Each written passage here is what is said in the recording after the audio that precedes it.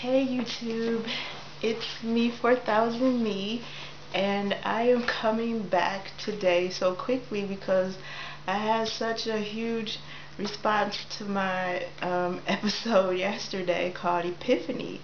Like, it blew me away, and I just want to say thanks to everybody.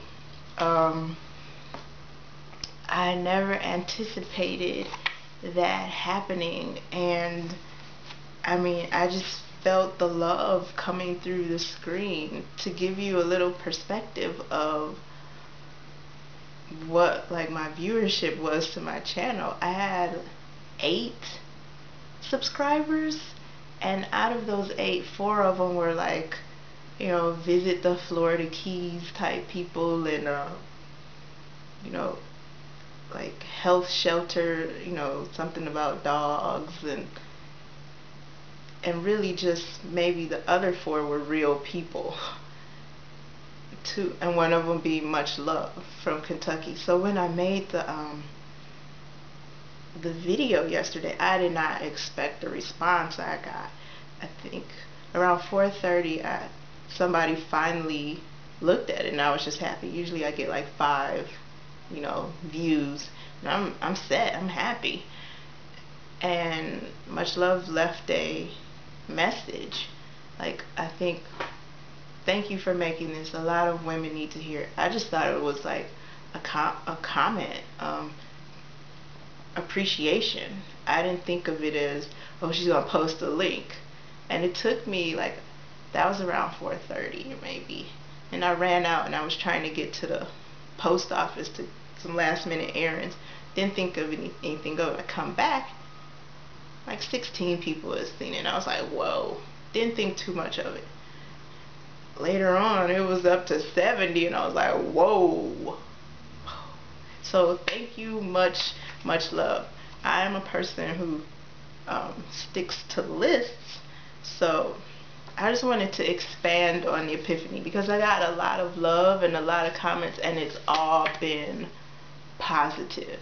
So I just wanted to let you know, like, just how I'm coming along after the video. I never expected to make that video. Like I said, I'm a list maker, very logical thinker, and I had earlier this month written down things I wanted to talk about, and none of them had to do anything with what happened yesterday. I don't know where that came from.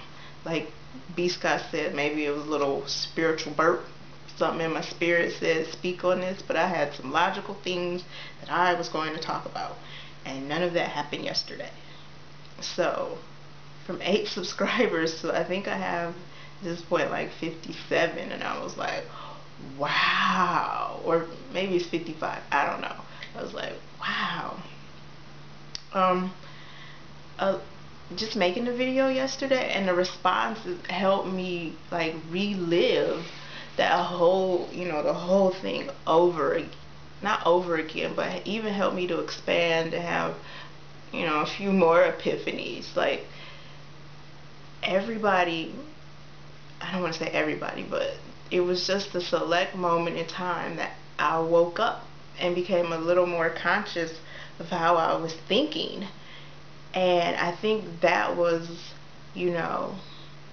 what was the epiphany of, like, how horrible my thinking was about myself, and that from the thoughts I had about myself, I was creating who probably was attracted to me and what I was tolerating in relationships. So that's why it was this profound thing that happened to me. It wasn't just like, oh, I had a thought, and oh, it's just some bad thinking. It was like, if that's what you think about yourself as you relate to men, then how do you think about yourself in your career, your all aspects of life?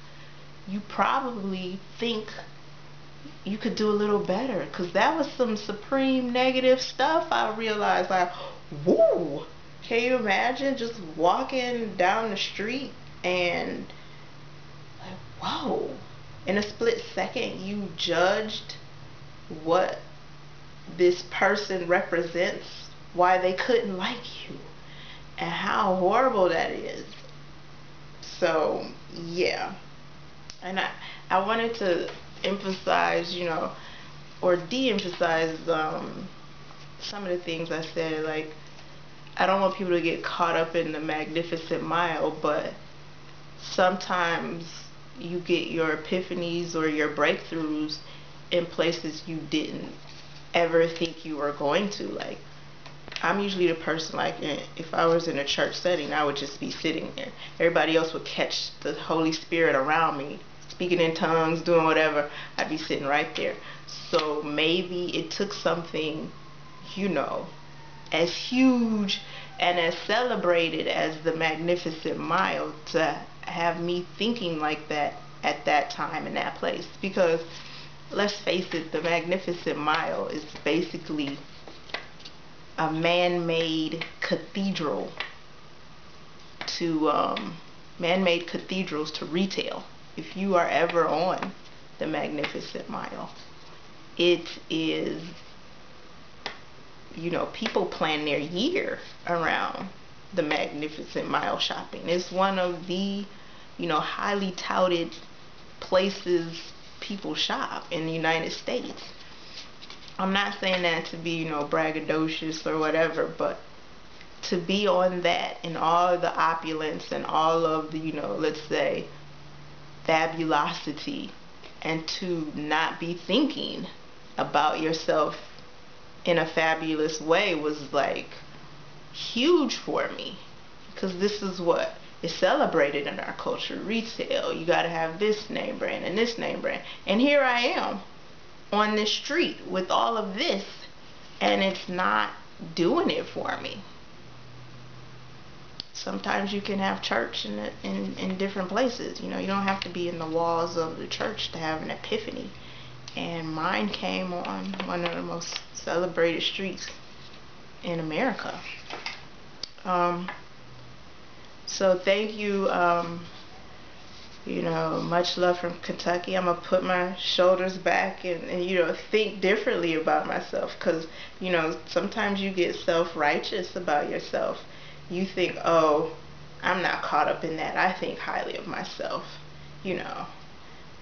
But God gave me a wake-up call, a check to let me know you aren't thinking about yourself well, not through I don't want people to get caught up on the Beyonce, Rihanna part about it. I was saying, like, that's what is celebrated. You can insert celebrity de jour, your choice, into Beyonce, Rihanna. I mean, how many of us, when Rihanna was abused, put our nose up like, how can she, act like that, and how can she let that man treat her like that, and blah blah blah. But how many of us, myself included, that's why Epiphany, have abused ourselves by being in a relationship or thinking about things, being in a relationship where you knew you shouldn't be in a relationship, and you just having a slow death, like by sitting there and tolerating something you shouldn't be around. So I can't really snub my nose at her, because hey, I may not have been beat down, but I abused my soul, to just sit there and be around somebody who is not good for you. You have gotten all the signs that you should not be in relationship with this person, and I've been settling. So that epiphany just was like huge, because here I am, I see what I want. I want the man who values me and appreciates me and is this, that, and the other. But then in the same breath, I'm like, but he wouldn't like me. That's horrible. And then another whole aspect I didn't think about is how flaky and arrogant and wrong of me to think that somebody who has it going on and is polished wouldn't be able to appreciate me. So I'm, I'm like cursing myself, like here I am celebrating my quirkiness, blah blah blah. I'm the woman who likes Sudoku and origami, kirigami. I like going to museums. The list can go on.